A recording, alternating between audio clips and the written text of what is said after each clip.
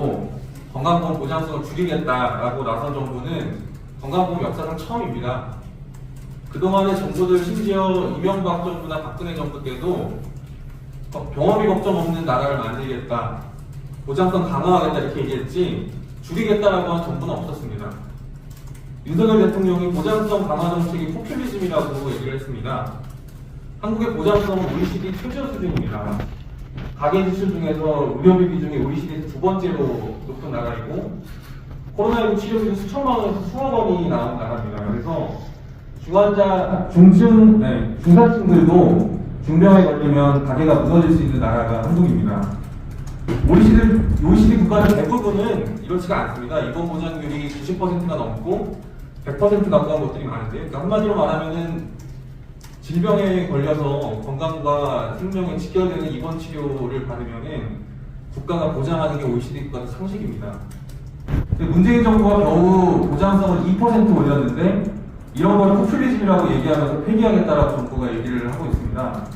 이런 걸 보면은 윤석열 정부가 국민의 의료비 문제에는 관심도 없고 아이의 건강보험 제도를 부정하는 인식을 가지고 있다고 생각합니다.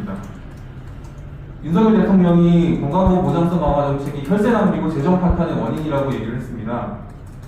환자 본인 부담금이 너무 낮아서 환자들 도덕적 해이가 발생해서 과잉 진료가 생긴다라고 이렇게 얘기를 했습니다. 완전히 허구적인 주장이라고 생각합니다. 한국이 도덕적 해이가 생길 만큼 보장성이 높은 나라가 아닙니다.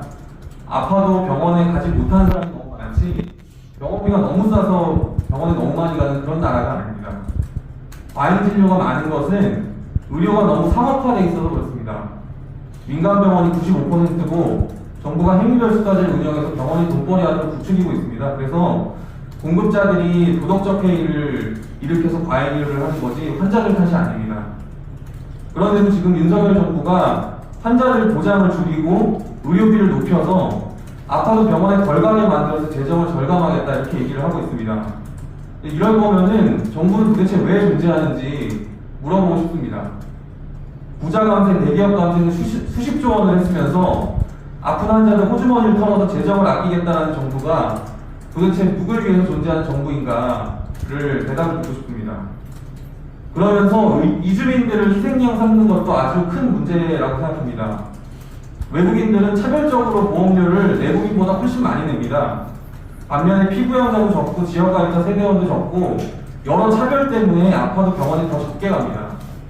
그래서 이주민은 건보 재정에 적자를 남기는 게 아니라 흑자를 남기는 사람들입니다.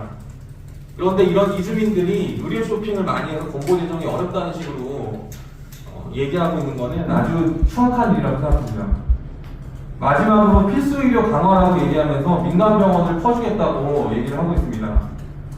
병원을 수가를 올리면 병원만 돈 벌고 그거를 꾸십니다.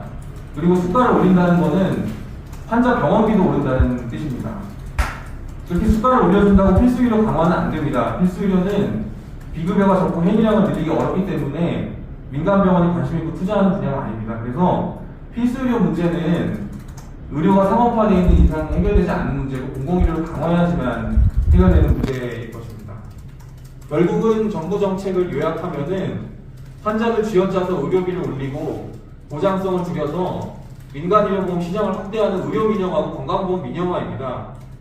윤석열 정부가 이렇게 역사적인 폐행을 저지르고 있는데 지금까지 건강보험 보장을 강화하겠다라고 얘기를 하면서 뒤에서 딴짓을 하는 정부들은 많이 있어도 이렇게 대놓고 건강보험을 망치겠다고 한 정부는 윤석열 정부가 처음이라는 것을 강력하게 지적을